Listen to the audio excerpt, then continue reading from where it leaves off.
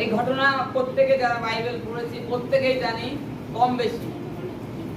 ঠিক ঘটনায় বলা হয়েছে পিতর আর যোহন ধর্মধামে যাচ্ছিলেন প্রার্থনা করবার জন্য। কি প্রার্থনা করবার জন্য ধর্মধামে যাচ্ছিলেন পিতর যোহন দুজনে যাচ্ছিলেন। মন্দিরের সামনে একজন ভিক্ষুক, একজন ভিক্ষুককে এনে রাখা হতো। এনে রাখা হলে তাকে বসিয়ে রাখা হতো যে পথযাত্রীরা কিংবা যারা ধর্মধামে আসে তারা ধার্মিক প্রকৃতির লোক। ধর্মধামে অবশ্য যারা দুষ্টু পাপী কিংবা যাদের মধ্যে ছলনা আছে তারা তো আর যাবে না।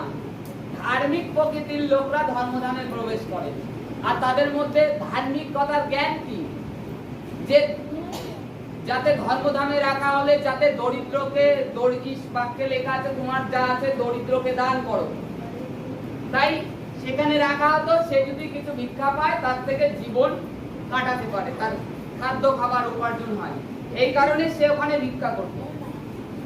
তাই এখানে লেখা আছে দেখুন সব থেকে প্রথমে কি বলছে, যে বলছি দিনের এক পেরিত একদিন প্রার্থনায় নির্দিষ্ট সময়ে নবম ঘটিকায় পিতর ও যোহন ধর্মধামে যাইতেছিলেন।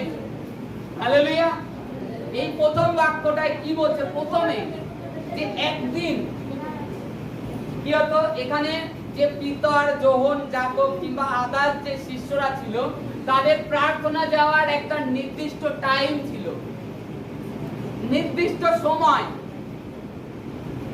সেই সময়টায় তারা কি করতেন, প্রার্থনায় ধর্মধামে প্রার্থনা করতে দিতেন।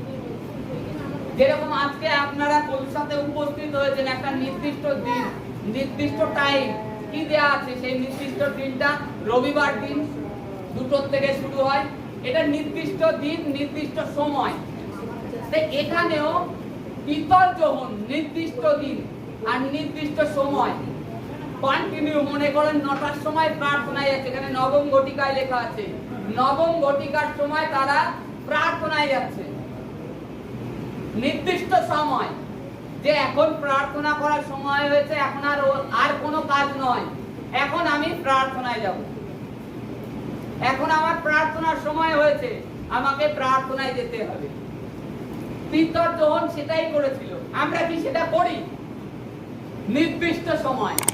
মনে করুন আপনি বাড়িতে আপনার জীবন ক্ষেত্রে আপনি ধর্মধামে কিংবা এখানে আসতে পারছেন না, আপনার নির্দিষ্ট একটা সময় করতে হবে।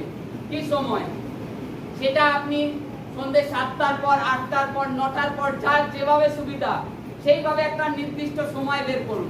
সকালবেলা একটা নির্দিষ্ট সময় বের করুন, বের করে প্রার্থনা করুন। দ্বিতীয়ত দেখি এই পিতর আর যোহন তারা কি প্রভু যীশু খ্রিস্টের সঙ্গে সঙ্গে ছিলেন। যখন প্রভু যীশু খ্রিস্টকে ক্রুশে দিয়ে দেওয়া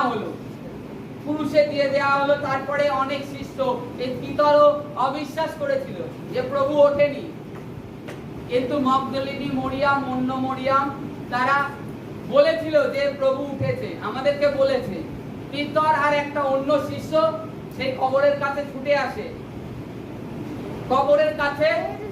আসে যে দেখতে, তখন এসে দেখে প্রভুর দেহটি সেখানে নেই, প্রভুর শরীরটি সেখানে নেই। তারা চলে যায় হতাশ হয়ে, ভাবে কেউ তুলে নিয়ে গেছে। তারপরে মরিয়ামকে দর্শন দেয়, স্বর্গদূত কথা বলে। তারপরে কি হয়, তারপরে এক জায়গায় প্রার্থনা করছে, তখন তাদের মধ্যে অবিশ্বাস, এই বিশ্বাস নেই। প্রভু কি করলেন, তাদেরকে দর্শন দিলেন। সেই 12 জন শিষ্যের মাঝখানে 11 জন, তখন 10 জন ছিল, যেহেতু জিহুদা ইস্করিয়ত, জিহুদা সে গলায় দড়ি দিয়েছিল, সুইসাইড করেছিল, যেহেতু প্রভুকে ধরিয়ে দিয়েছে। তারপরে কি হচ্ছে, থোমা সেখানে ছিল না, 10 জন প্রার্থনা করছিল, প্রভু যীশু তাদের মাঝখানে উপস্থিত হয়, তাদেরকে বলে, তারা ভীত হয়ে যায়, ভাবছে আত্মা দেখছে, বলছে তোমরা কাছে আসো, আমাকে দেখো, আত্মার এইরূপ শরীর হয় না। প্রভু তাদেরকে প্রমাণ দিচ্ছে যে আত্মার এইরূপ শরীর হয় না, আমার কাছে আসো, আমার যেখানে পেরেক মারা হয়েছে সেখানে হাত দাও। তারপরে যাক শিষ্যরা 10 জন তো মোটামুটি বিশ্বাস করলো, কিন্তু তোমাকে এই 10 জন বলছিল যে প্রভু আমাদেরকে দর্শন দিয়েছেন, তিনি কথা বলেছেন, তোমা অবিশ্বাস করছে। তিনি বলছে প্রভুর যে হাতে পেরেক মারা হয়েছে সেখানে আমি আঙুল দেবো, যে বুকে ফালা মারা হয়েছিল সেই ফালা জায়গায় আঙুল দেবো, তারপরে আমি বিশ্বাস করব। তখন তারা এক সময় প্রার্থনা করছিলেন এক কুঠিরের মধ্যে, তখন প্রভু সেখানে উপস্থিত হন আর তাদেরকে দর্শন দেন। সেখানে উপস্থিত হয়ে যান, দর্শন মানে পুরো উপস্থিত হন সশরীরে। তোমাকে দেখে বলছেন, তোমা তুমি এদিকে আসো, অবিশ্বাসী হও না, বিশ্বাস করো, আমার হাতে যেখানে পেরেক মারা হয়েছে আসো হাত দাও, বুকে ফালা মারা হয়েছে সেখানে তোমার আঙুল দাও, দেখো আমি জীবিত। তখন তোমা কেঁদে দিয়েছিল, প্রভু আমার প্রভু, ঈশ্বর আমার ঈশ্বর বলে। তখন প্রভু এই কথা বলেছিল যে তুমি আমাকে আজকে দেখে বিশ্বাস করেছো, তার জন্য তুমি বলছো প্রভু আমার প্রভু, ঈশ্বর আমার ঈশ্বর।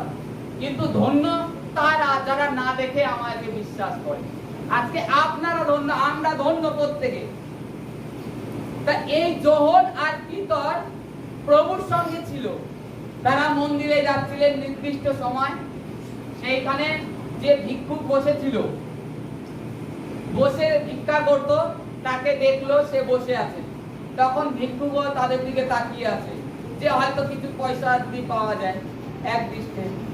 তখন পিতর যখন বললে যে আমাদের কাছে কিছু নেই তোমাকে দেওয়ার মতন, স্বর্ণ রৌপ্য কিছুই নেই, কিন্তু যা আছে আমি তোমাকে দিচ্ছি। কি আছে? ঈশ্বর একটা অনুগ্রহ দিয়েছে। কি অনুগ্রহ? যেটা মার্কে 16 লেখা আছে, মার্কে, যে তোমরা পীড়িতের উপর হস্তার্পণ করবে তারা সুস্থ হবে।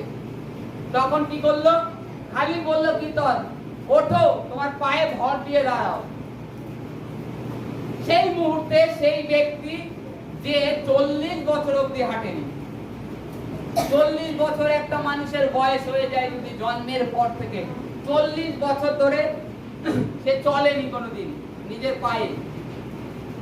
যখনই বললো যীশু খ্রিস্টের পবিত্র নামে তুমি তোমার পায়ের গুলো, মানে এই যে হাঁটু বলি, হাঁটুর মালাই চাকি, এই মালাই চাকিতে বল চলে আসুক বললো। যীশু খ্রিস্টের পবিত্র নামেতে তোমার গুলোকে বল চলে আসুক।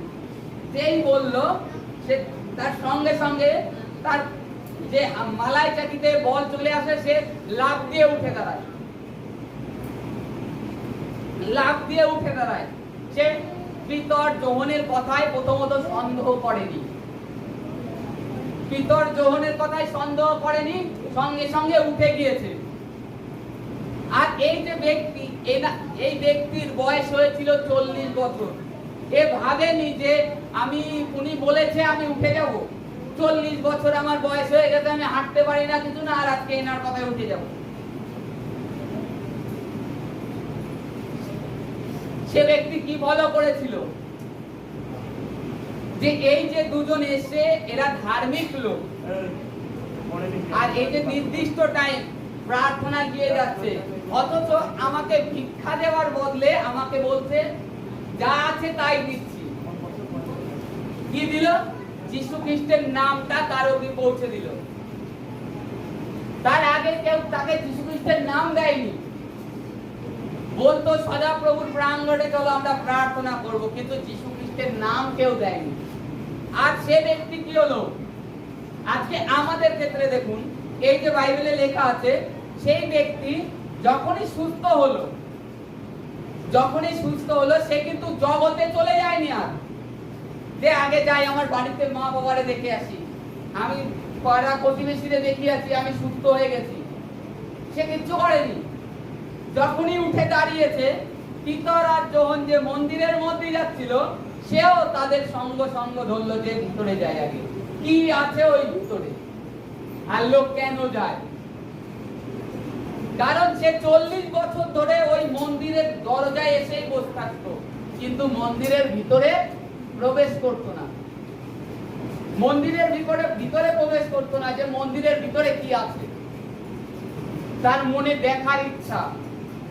সে সঙ্গে সঙ্গে ঈশ্বরের গৌরব করতে করতে মন্দিরের প্রাঙ্গণের মধ্যে গেল।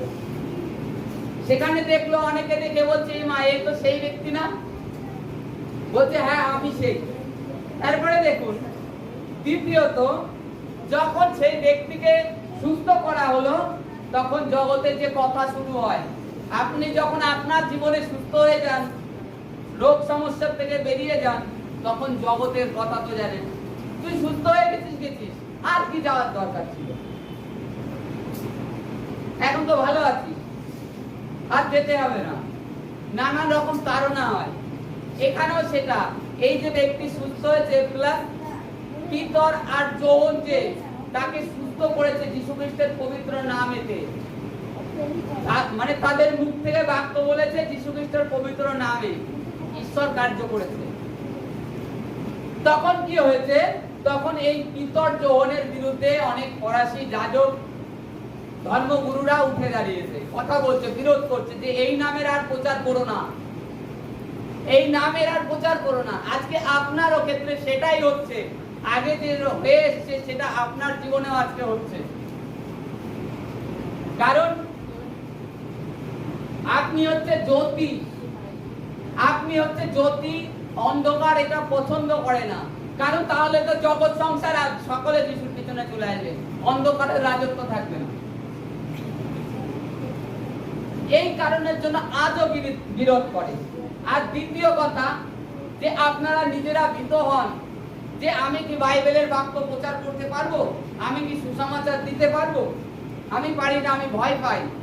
আজকে ঈশ্বর সকলকে যাজক করে নিযুক্ত করেছে। কারণ কি, ঈশ্বর যে আমাদেরকে যাজক নিযুক্ত করেছে এর একটা কারণ আছে। প্রভু বলেছে যে আমি তাদের হৃদয়ে আমার ব্যবস্থা দেব আর আমার আত্মা তাতে অধিষ্ঠান করবে। আমার ব্যবস্থা তাদের হৃদয়ে দেব আর আমার আত্মা তাদের মধ্যে অধিষ্ঠান করবে, মানে আপনার মধ্যে আমার মধ্যে বাস করবে, তার আত্মা চলে যাবে না। আর আমরা যদি নতুন নিয়ম যখন দেখি, যখন যীশু খ্রিস্ট যাননি তখন কিন্তু খালি একমাত্র প্রভু যীশু খ্রিস্টের উপরে পবিত্র আত্মা ছিল আর যোহনের উপরে ছিল, যখন শরীরে ছিলেন, তাছাড়া আর কিন্তু কারোর কাছে ছিল না। পরে দেখেছি আরো দুটো ব্যক্তি ছিল, এক হচ্ছে হান্না আর পানুয়েলের স্ত্রী ছিল, যে কি জন্য নাম অনিন্না নাকি যাই হোক, এই চারজন ব্যক্তির উপরে পবিত্র আত্মা। আর এই যে দুজন হান্না আর ওই এই দুজনের উপরে পবিত্র আত্মা আসতো চলে যেত, কিন্তু যোহন আর যীশু খ্রিস্টের মধ্যেই পবিত্র আত্মা নিরন্তর ছিল। তাও শেষে যখন কারাগারে যোহন অবিশ্বাস করলো তখন তার মধ্যে থেকে পবিত্র আত্মা চলে গিয়েছিল, তার জন্য তার মুন্ডু ফাটা হয়েছিল। আর আজকের দিনে পবিত্র আত্মা যাবেন না, যেরকম দীপন বলল যে প্রভু প্রতিজ্ঞা করেছে যুগান্তের প্রত্যেকটি মুহূর্ত তোমার সঙ্গে আছে। আর আজকে আমরা সুসমাচার করতে ভয় পাই। দেখুন এই পেরিতে 13 বের করুন, 13 কি লেখা আছে। আজকে আমরা অনেকে ভাবি যে পাস্টার ডিগ্রি না করলে সুসমাচার করা যায় না, পাস্টারি না করলে করা যায় না, মানে আগে বাইবেল কলেজ পড়ো তারপরে পাস্টারই হও, পাস্টার হবে। আসুন বাইবেলে সেটা কি বলছে সেটাই দেখবো, যে বাইবেলে কি বলছে ঈশ্বরের বাক্যে। 13 পেয়েছি, পড়ছি আমি, দেখুন শুনুন। তখন পিতর ও যোহন সাহস দেখিয়া এবং ইহারা যে অশিক্ষিত সামান্য লোক, ইহা বুঝিয়া তাহারা আশ্চর্য জ্ঞান করিল এবং চিনিতে পারিল যে ইহারা যিশুর সঙ্গে সঙ্গে ছিল। আর এই আরোগ্য প্রাপ্ত ব্যক্তি উহাদের সঙ্গে দাঁড়াইয়া আছে দেখিয়া কিছুই বিরোধ করিতে পারিল না। Hallelujah, hallelujah. এই যে পিতর আর যোহন, এরা কি ছিল? অশিক্ষিত। তারা কোনোদিন স্কুল বলতে জানতো না, বাইবেল কলেজ তো দূরে থাক, অশিক্ষিত। এই পিতর আর যোহন তারা জেলে ছিল, তারা তাদের জীবিকা ছিল মাছ ধরার উপরে, মাছ ধরে তাদের জীবিকা অর্জন করত। তারা ঈশ্বরের দাস হয়ে গেছে। তারা কি বাইবেল কলেজে গিয়েছে? তারা কি আলাদা কারোর কাছে টিচিং নিয়েছে? না, তারা প্রভুর সঙ্গে সঙ্গে ছিল।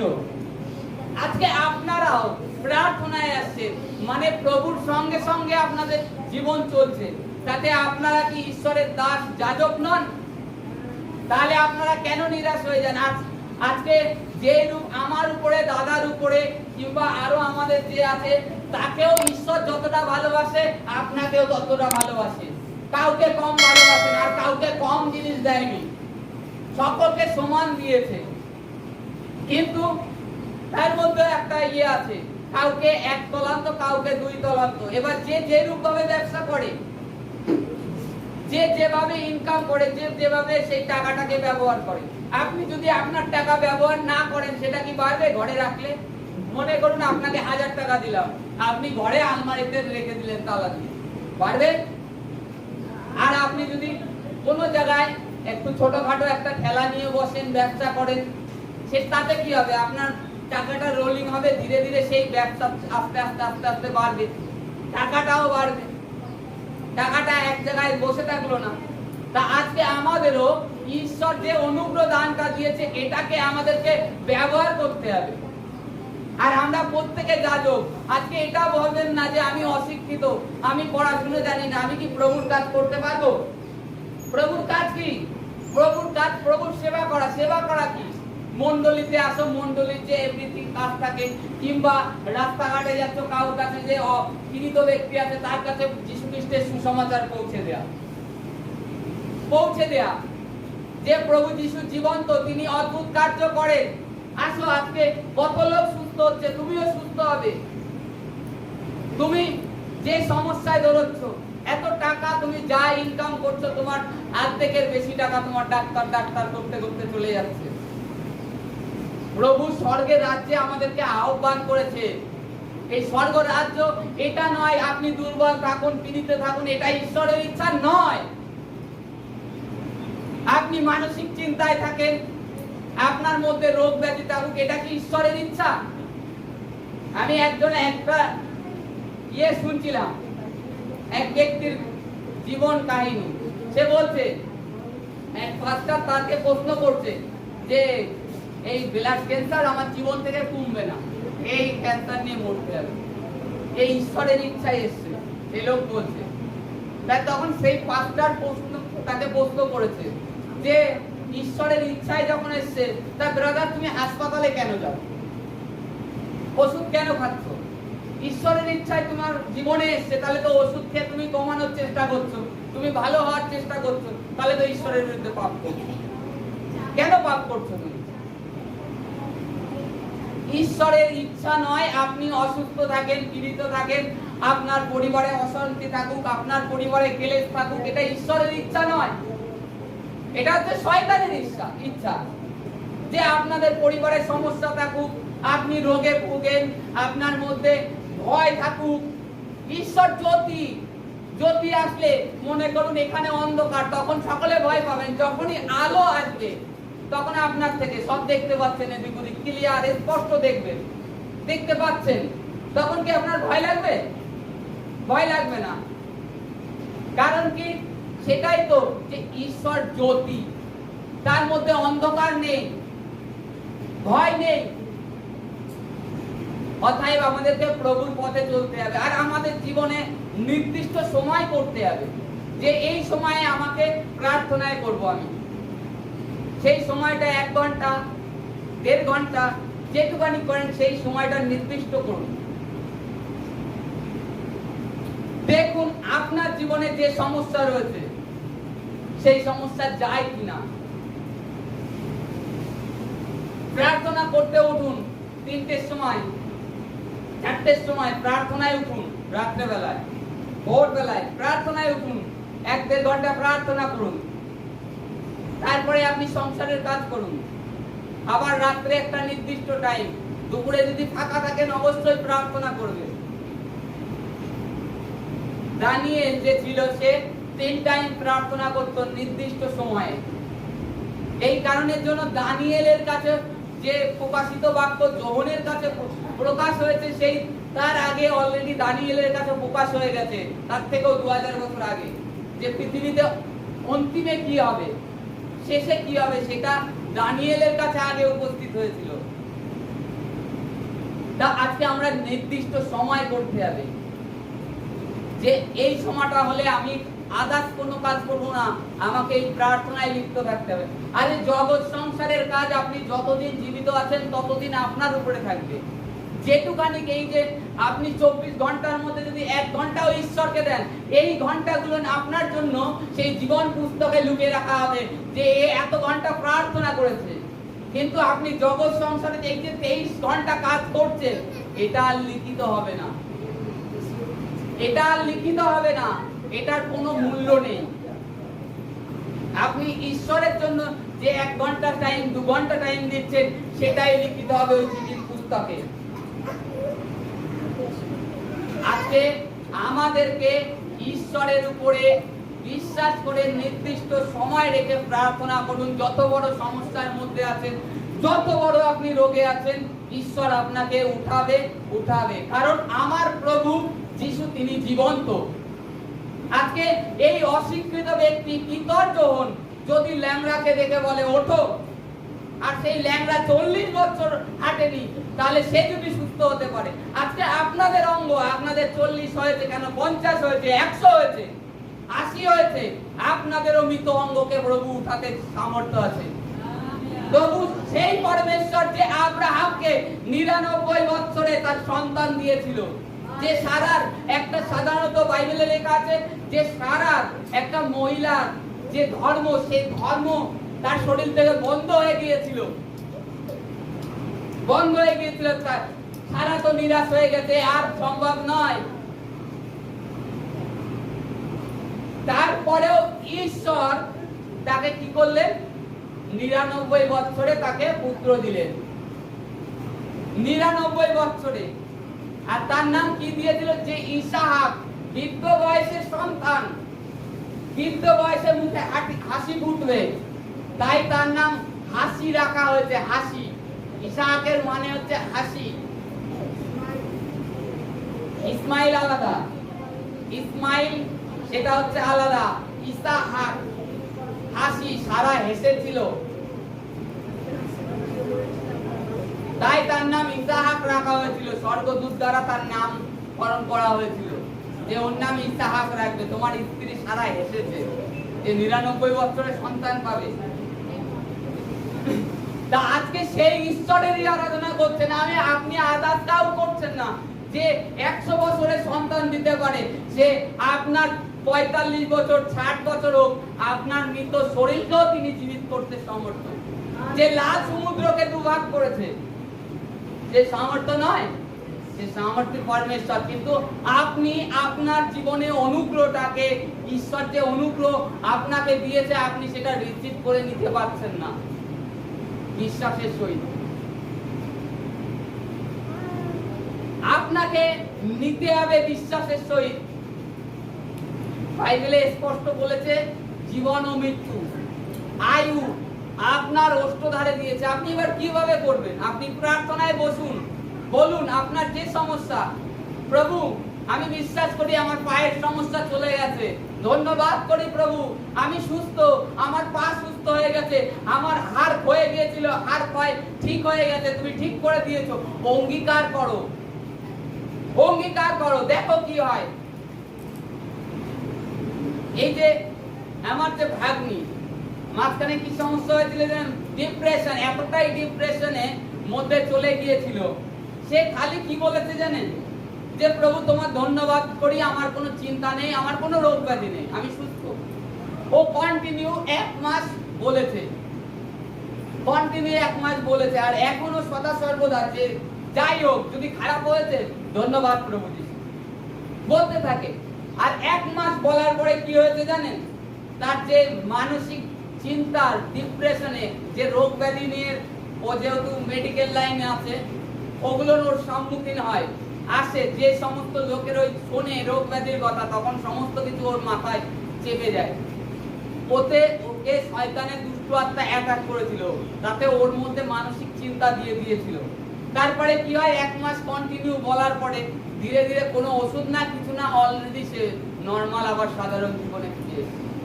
তা মাঝখানে বলছে যে মামা আমি মরে যাবো নাকি, ভয় লাগছে, একা একা বসে আছে, রাত্রেবেলায় শ্বাসকষ্ট শুরু হয়ে যাচ্ছে।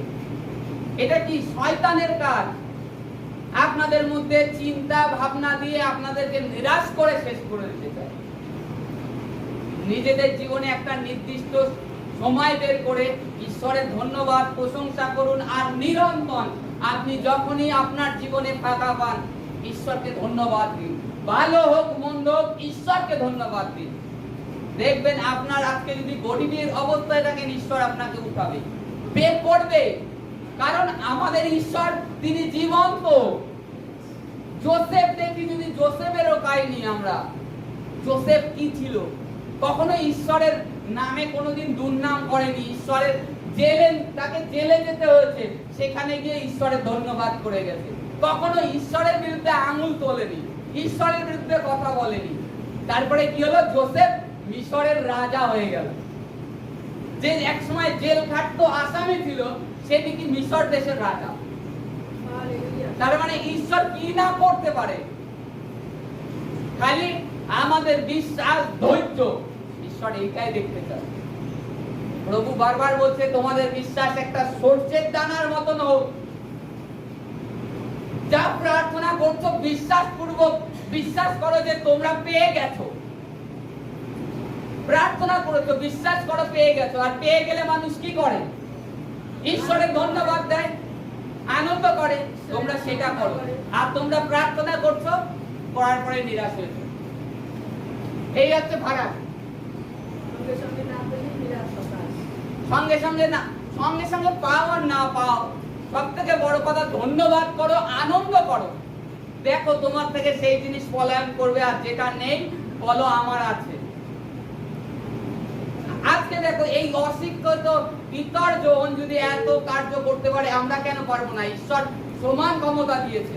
পিতররা বাইবেল পড়তে পারতো না, তারা অশিক্ষিত ছিল, কিন্তু আজকে আমরা যেটুকানি পারি তো ঈশ্বর সেইটুকানি জ্ঞান তো আমাদের দিয়েছে।